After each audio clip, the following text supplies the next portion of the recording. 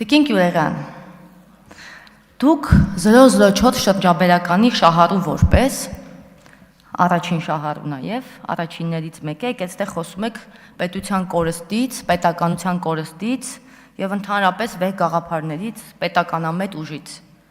004 շրջաբերականի շահառու,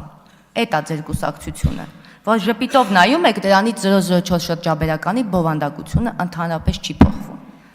Եվ խոսում եք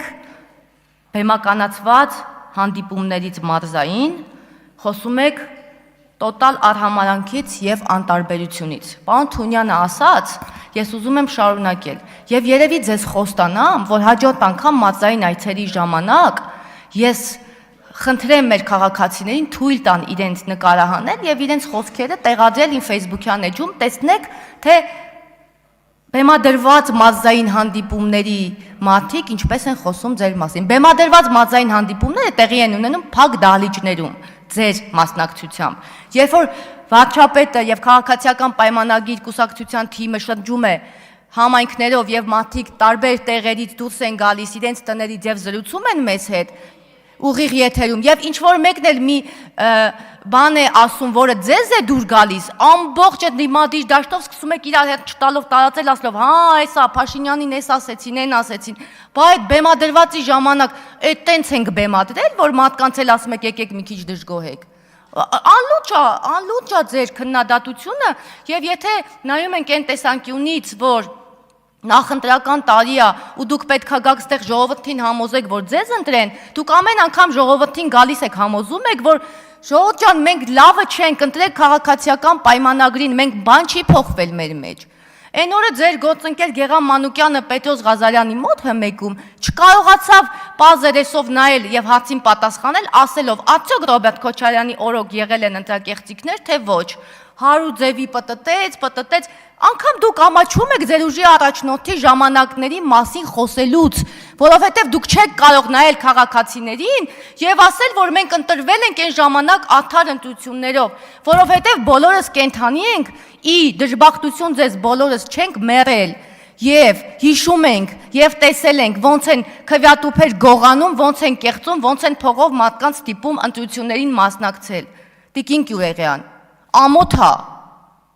Ես ուղղակի զարմանում եմ, թե ինչքան կարելի է լինել երգերեսանի և ինչքան կարելի է խաբել։ Կամ մեր սիրելի տիկին Վարդանյանը 3 ամիս առաջ սրանից Պետրոս Ղազարյանի մոտ խոսում էր, ասում է,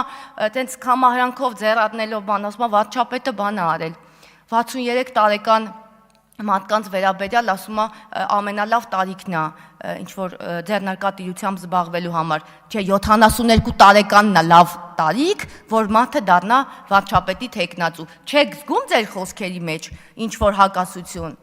63 տարեկան մեր բոլոր մեծահասակներին ինչ-որ ձևով տենց, հա, դե ինչ տարիք է, որ արդեն մեծ են այդ մարդիկ։ Չէ, բերեք ձեր 72 տարեկան Ռոբերտ Քոչարյանին դարձրեք վարչապետի թեկնածու, ում հետ կապված են Հայաստանի Հանրապետության ամենաարյունալի օրերը։ Կամ այն օրը այդ փոդքասթի ժամանակ ասում է, իմ կառավարման տարիները խաղաղ են եղել, բացառապես խաղաղ են եղել, բա խաղաղ պայմաններում հակառակորդի կրակոցից 110 զինվոր կզոհվեր, խաղաղ պայմաններում այդքան զինվոր կզոհվեր, բա այդ հարցին ով է պատասխանելու։ Կամ փոդքասթ են նկարում, սենց ինչ-որ լուսապսակը սրբի գլխավերևում այդ մարդու, ես նորից ձեզ պաշտոնապես առաջարկում եմ, տիկին Գրիգորյանն էր, չէ, վարում, ինչքան հիշում եմ փոդքասթը, վերնագրել, ինչպես դառնալ միլիոնատեր, կամ ով է ուզում դառնալ միլիոնատեր, կամ իմ խորհուրդները, չէ, իմ 10 խորհուրդները ինչպես դառնալ միլիոնատեր, և Ռոբերտ Քոչարյանը թող պատմի, ինչ, դե,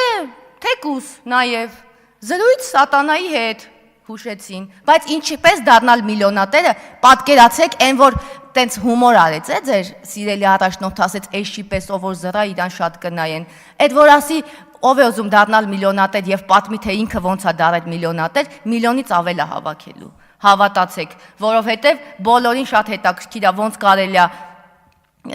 առանց որևէ բան գալ Հայաստանի Հանրապետություն, առանց շոր կոշիկ տենց, մեկ էլ դառնալ միլիոնատեր ու ասել, դե մենք բացառիկ տաղանդավոր ընտանիք էինք, բացառիկ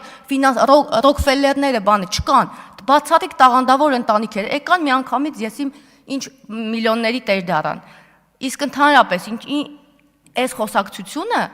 ոչ ինտեղ տանող խոսակցություն չէ, որովհետև դուք անընդհատ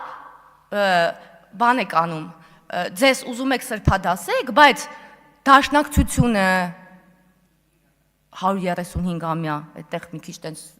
հանդիսավոր ասենք, որ ձեզ լավ զգաք, բայց դրանից ավել ոչ ման չկա ձեր կուսակցության մեջ, բացի 135 երկարատև տարիներից։ Հիմա հավակնում է ասելով, որ դե մենք ընդդիմադիր ենք եղել, մենք ես ենք արել, մենք ենք, դուք երբ եք ընդդիմադիր եղել։ Հիմա եկել ասում է 300,000 ադրբեջանցիներ գալու են, դա ոսկե պարի եկեղեցու երկրորդ սերիան է, չէ՞, որ ոսկե պարի եկեղեցին մնացել էր ադրբեջանական կողմում, մեկ էլ պարզվեց, վայ, ոսկե պարի եկեղեցին չէր կարող մնալ ադրբեջանական կողմում, Գառնիկ Դանիելյան ասաց, դե ես եմ արել։ Հիմա այնքան կխոսակ, հետո հասկանալով ձեր խոսքերի դատարկության մասշտաբը, կասեն, դե այնքան արեցինք, այդ 300,000 ադրբեջանցին չեկան։ Էդ էլ հաջորդ տրյուկն է, պրիմիտիվ, պատզունակ մարդկանց վրա փորձելով ազդել։ Կուզենամ մի հրաշքով հայտնվեք մեր եւ քաղաքացիների զրույցների կողքը եւ լսեք, թե ձեր մասին ինչ են խոսում։ Շատ կուզենամ, որ տեսնեք, թե ձեր մասին ինչպես են արտահայտվում։ Ավարտում եմ։